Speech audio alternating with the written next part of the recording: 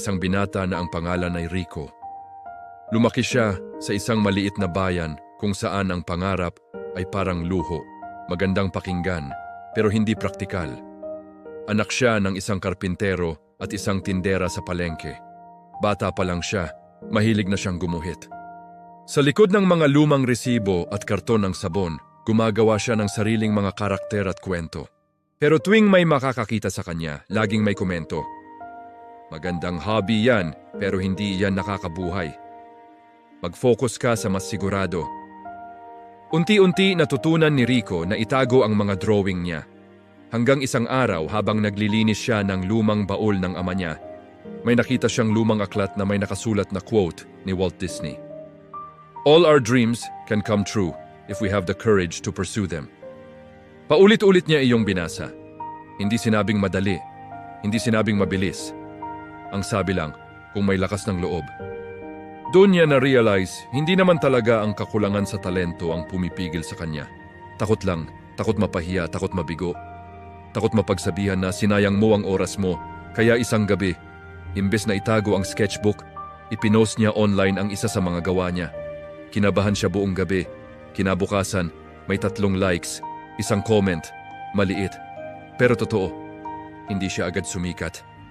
Maraming buwan na tila walang nangyayari. May mga post na halos walang pumapansin. May mga pagkakataong gusto na niyang tumigil. Pero tuwing nanghihina siya, binabalikan niya ang linya.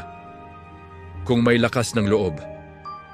Unti-unti, may nag-request ng commission. May nagtanong kung pwede siyang gumawa ng artwork para sa isang maliit na negosyo. Hanggang sa isang taon, may local publisher na lumapit sa kanya para mag-illustrate ng isang children's book. Noong araw ng book launch, nandoon ang mga magulang niya. Tahimik lang ang ama niya habang hawak ang librong may pangalan ng anak niya sa cover. Pagkatapos ng programa, marahan itong nagsabi, "Akala ko dati drawing lang ngayon. Hindi ko alam na pangarap mo pala."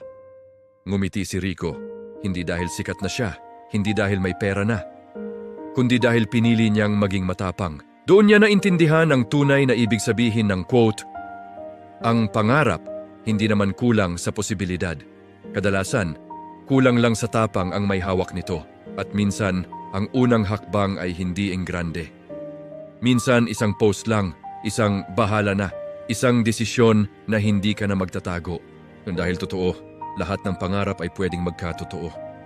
Pero kailangan mo munang piliing habulin." May sinabi si Walt Disney na sobrang simple, pero sobrang lalim. All our dreams can come true if we have the courage to pursue them. Mga kaibigan, gusto kong pag-usapan natin ito hindi lang bilang isang magandang quote, kundi bilang isang hamon sa buhay natin ngayon. Kasi aminin natin, madali mangarap, libre ang mangarap, walang bayad ang imagination. Pero ang tanong, may lakas ba tayong habulin ang pangarap natin? Unang takeaway, hindi ang pangarap ang problema, ang tapang ang kulang.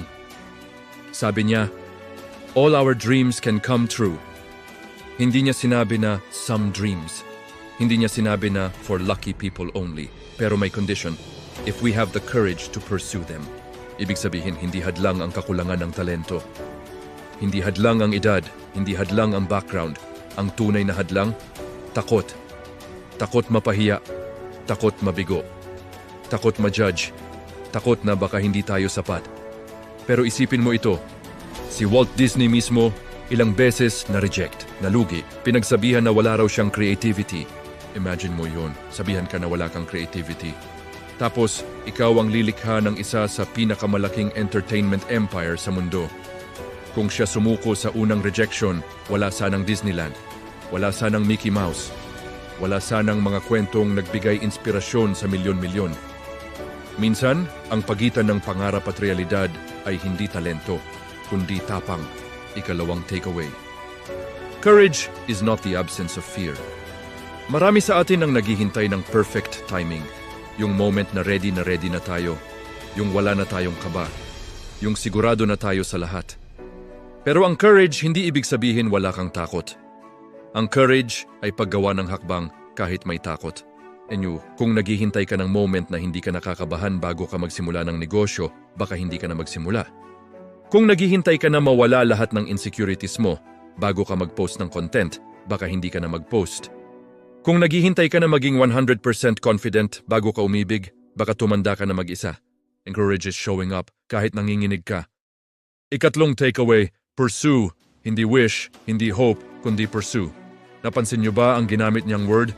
Hindi dream about them, hindi wait for them, hindi pray for them. Pursue. Ibig sabihin, may action, may movement, may commitment. Kasi ang pangarap na walang action ay fantasy lang. Maraming tao ang may vision board. Maraming tao ang may New Year's resolution. Maraming tao ang may plano. Pero kakaunti ang may daily discipline. At minsan, ang pursuit hindi glamorous. Hindi siya laging may spotlight, hindi siya laging may applause. Minsan tahimik lang siya, yung paggising mo ng maaga para mag-aral. Yung pag-save mo ng pera kahit gusto mong gumastos. Yung pag-i-edit mo ng content kahit konti pa lang views. Yan ang pursuit. Ika-4 na takeaway. Ang pangarap mo ay valid. May mga pangarap na malaki sa mata ng mundo. May mga pangarap na simple lang. Pero alam mo, pareho silang mahalaga. Hindi lahat gustong maging milyonaryo. Hindi lahat gustong maging sikat. May iba, pangarap lang nila ay magkaroon ng tahimik at masayang pamilya. May iba, pangarap lang nila ay makapag-travel kasama ang mahal nila sa buhay. May iba, pangarap lang nila ay makapagbigay ng magandang buhay sa magulang. Walang maliit na pangarap. Ang maliit lang ay ang paniniwala na hindi mo ito kayang abutin. Ika-5 takeaway, ang journey ang magbabago sa'yo. Minsan, akala natin ang goal ang magpapasaya sa atin. Pero sa totoo lang, ang proseso ang naghuhubog sa atin. Habang hinahabol mo ang pangarap mo, nag-iiba ka, nagiging mas matatag ka, mas disciplined, mas humble, mas aware sa sarili mo.